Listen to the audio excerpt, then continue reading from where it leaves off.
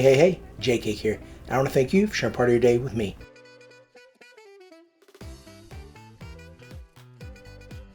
Well, after a 3-week hiatus, I am back, and I'm so ready to talk to you about how my fantasy football teams are doing. We have seen the regular season end for fantasy football. We have seen the playoffs start for fantasy football. We have seen, in some cases, the fantasy football season end in the playoffs. We are going to get right into it. Weeks 13, 14, and 15 will be covered in succession for each of my teams. I will go ahead and talk about each team, weeks 13, 14, 15, and move on to the next. If there are playoff implications, I'll let you know those. If we have continued in the playoffs, obviously I'll let you know. If we've lost in the playoffs, I'll let you know.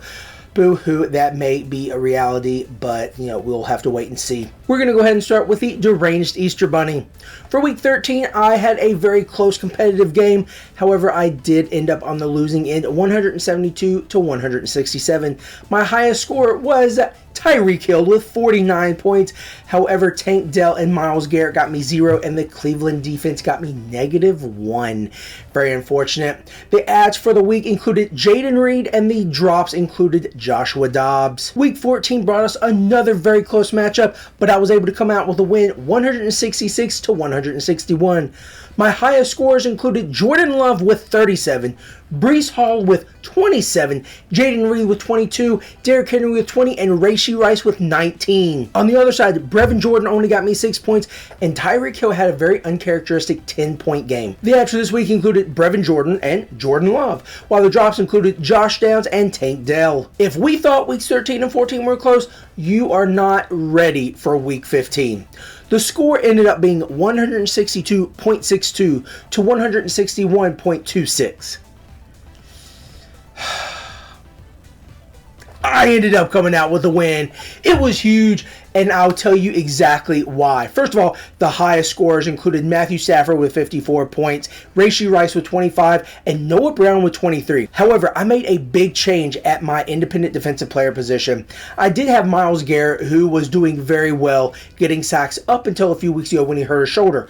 I kept him in because I'm thinking, okay, you're going against bad quarterbacks. You at least have to draw some pressure. Well, he got me 0 points the last few weeks, so I decided to pick up Trey Hendrickson for the Bengals, and he ended up getting 1.5 sacks. Therefore, that was 7.5 points, which gave me that win. It was awesome because I was actually going against a guy who had Isaiah Likely, and if you watch the game, Isaiah Likely was having himself a game. Scored a touchdown, had 5 receptions for 70 yards. I thought for sure I was going to lose, but I just barely, really barely, eked out a win. The ads for this week included Matthew Stafford because the Rams were going against my Washington Red Potatoes, and there's no defense in the nation's capital. We also picked up Trey Hendrickson, which I mentioned before, and Noah Brown, who obviously came up big for me. My drops included Brevin Jordan, Myles Garrett, and Jordan Love. These last 3 weeks have left my record at 10-5, giving me the 3rd best record in the league, and my first round matchup will be against the 6th seed. Let's hope that next week I will be extending my win streak and allow it to continue far into the playoffs until we bring a championship home for the deranged Easter Bunny. We're going to move on to the majestic Juggernauts, where week 13 was simply a start of the spiral downward and true and unfortunate ending for this team. Week 13, I lost 109 to 60. My highest scorers were Jalen Hurts with 25 and Taysom Hill with 12. On the other end, I had goose eggs from both Tank Dell and Drake London. Christian Kirk also chipped in with 2 points. Week 14 was not much better as I lost 117 to 76. This week, Drake London decided to be my highest scorer with 19, followed by Jahmyr Gibbs with 13. A different Texans wide receiver decided to soar 0 for me this week, and that was Noah Brown. The ads for week 14 included Rashid Shaheed, Noah Brown, Jaden Reed, and the Texans defense, while the drops included Christian Kirk, Tank Dell, Darrell Henderson Jr., and Logan Thomas. Unfortunately, the loss in Week 14 solidified my spot in the consolation bracket as I fell 1 game short to make the winner's bracket. Week 15, while was another matchup for me, was not as much on my radar because I did have other teams in playoff contention or already in the playoffs. So I did lose 117 to 76. I'm not just reading the score from last week. That really was the score for me in a losing effort 2 times in a row, 2 weeks in a row. My leading scorer was Jahmyr Gibbs with 22. However, on my bench, I had Jordan Addison, who scored 23, and Noah Brown, who scored 14. It would not have won me the game, but it would have gotten me a whole heck of a lot closer. As for the people who did play for me, Jerome Ford and Rashid Shaheed both got me 3 points each, and Taysom Hill got me 0 points, so that was just the cherry on top. To end the season, I was 6-8. Definitely not where I wanted to be, not where I expected to be at the beginning of the season. However, the Majestic Juggernauts will be back next year, and we will be an unstoppable, immovable force. Looking forward to bringing a championship back to the Majestic Juggernauts. We're going to transition over to the Vince McMahon Football Club, where in Week 13, I got mollywopped 152-88. It was a bad loss. Some of the guys that tried to do their very best to help me include Jalen Hurts, who scored 27, and Kyron Williams, who scored 16. On the other side, there were people who didn't want to help me at all, including Calvin Ridley, who got me 3 points, Christian Kirk, who got me 2 points, Drake London, who came in with a whopping 0.5 points, and we them boys, Dallas Cowboys, Super Bowl champions, got me negative 13. My God, you made the Seahawks look good and somehow still won that game. Even though I did lose in Week 13, I was still able to make the playoffs. I was a 3rd seed overall in the league, and I had a first-round matchup with the number 2 seed. In this league, the higher seeds get home field advantage. They get 3 extra points going into the week. Well, going into the week, like I said, I was down 3 points, but there were some people who did their very best to help me, including the Minnesota Vikings defense, who got me 51 points. Woo! That was crazy. And Drake London, who got me 21 points. Just the last week he got me 0.5, and this week he's one of my highest scores. That's great.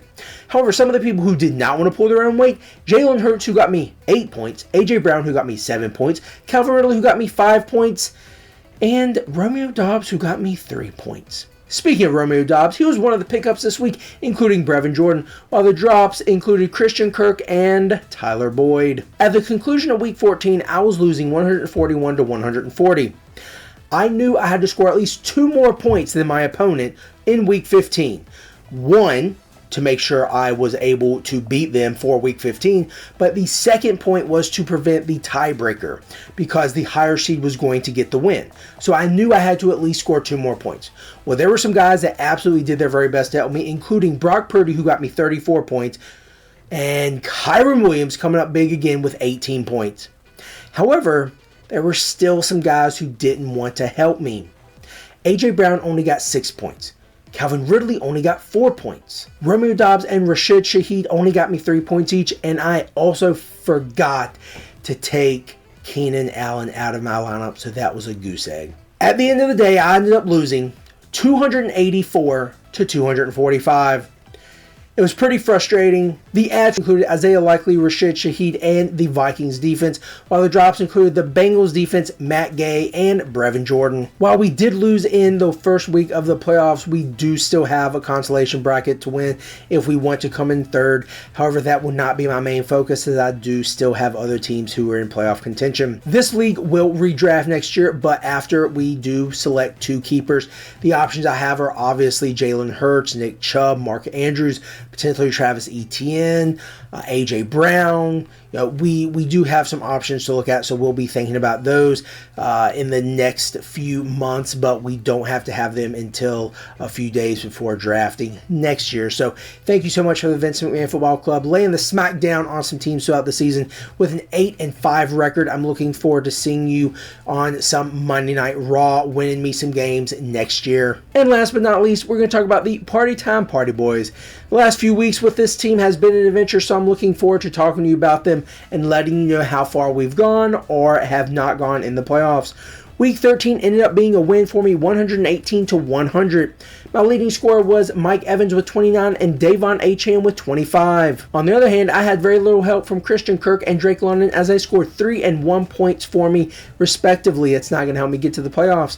Speaking of getting to the playoffs, there are a few adds and drops that I thought were going to help me, including adding Pat Freiermuth, who was coming back from injury, and the Jacksonville Jaguars defense because they had a great matchup. I ended up having to drop Michael Thomas and Isaiah Likely, which definitely was not going to come back to bite me in the butt. Week 14 was a different story, as I lost 152-133. The crazy part was I had some pretty high-scoring receivers, including Rashee Rice with 18, Jaden Reed with 20, and Drake London having a super bounce-back week with 29 points. A receiver that didn't help me at all was Mike Evans, who scored 1.8 points.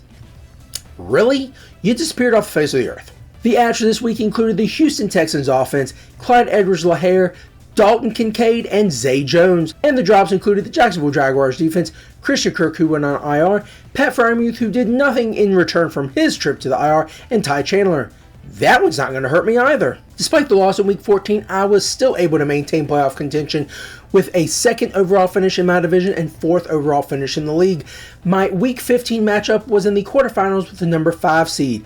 This one came down to the wire, and it was super exciting throughout the entire week. My highest scorers included Rashee Rice and Jahmyr Gibbs, both scoring 24, while Patrick Mahomes got me 22 points. Taysom Hill only got me 1.5 points, while I left 20 points each on the bench with Kenneth Walker and Clyde Edwards-Helaire. Was I going to lose because I played all-world, all-position player Taysom Hill over one of those other players? I don't know, but we will have to wait and see. And wait and see we had to until the very last snap of the game on Monday Night Football between the Philadelphia Eagles and the Seattle Seahawks. I had the Philadelphia Eagles defense, and the opponent had A.J. Brown. Everyone here watching knows that A.J. Brown is a very dangerous receiver and can go off at any point in time. Therefore, going into the fourth quarter, his modest stat line of 4 catches for 41 yards was both enticing to think, oh, I might win, but scary to think at some point in time he's going to go off. As Jalen Hurts dropped back and he chucked the ball up, I was super excited to see that it was intercepted because that meant A.J. Brown could no longer hurt me, and I was going to the semifinals. I ended up winning 135 to 127. In preparation for the week, I did end up adding Rashid Shaheed and the Philadelphia Eagles defense, which eventually won me the game. I did have to drop the Houston Texans defense and Josh Downs. Week 16 brings me a semifinals matchup with the number 1 team in the league.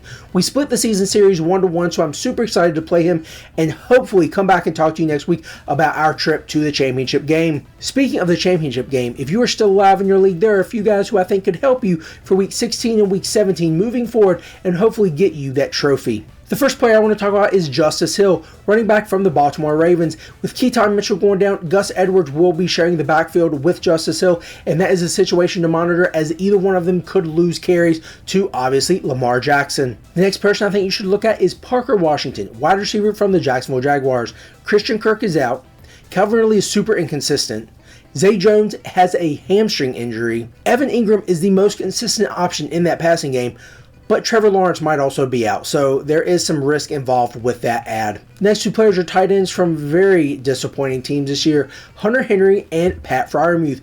Both of them are on backup quarterbacks, and both of them are the main targets, or should be the main targets, in their offense because they're most consistent. Despite injury concerns for both of them, I believe they both will be targeted more in this game and Week 17 than before. And finally, 2 defenses to look at. The Cincinnati Bengals are playing those Pittsburgh Steelers, and with Mason Rudolph being the quarterback, I think Trey Hendrickson is going to have a big game, getting to him multiple times. Hopefully for the sake of one of my fantasy teams for independent defensive players. The second defense is the Los Angeles Rams. They're playing the New Orleans Saints, who have a beat-up quarterback, who, if he goes down, you have Taysom Hill, who's one of their best offensive weapons other than Alvin Kamara, when healthy, or Jameis Winston, who is a turnover machine. With Chris Olave potentially not playing, Rashid Shaheed being very inconsistent, and Michael Thomas being on IL, I really think that Taysom Hill, Alvin Kamara being taken away is going to allow that Rams defense to improve upon the work that they've already done thus far this season. Well, that does it for the wrap-up and the people I think you should add. Thank you for joining in, and I'm looking forward to talking to you more next week, especially if I am going to be able to tell you that some of my teams are going to the championship games. This is Jay Cake, and I want to thank you for sharing part of your day with me.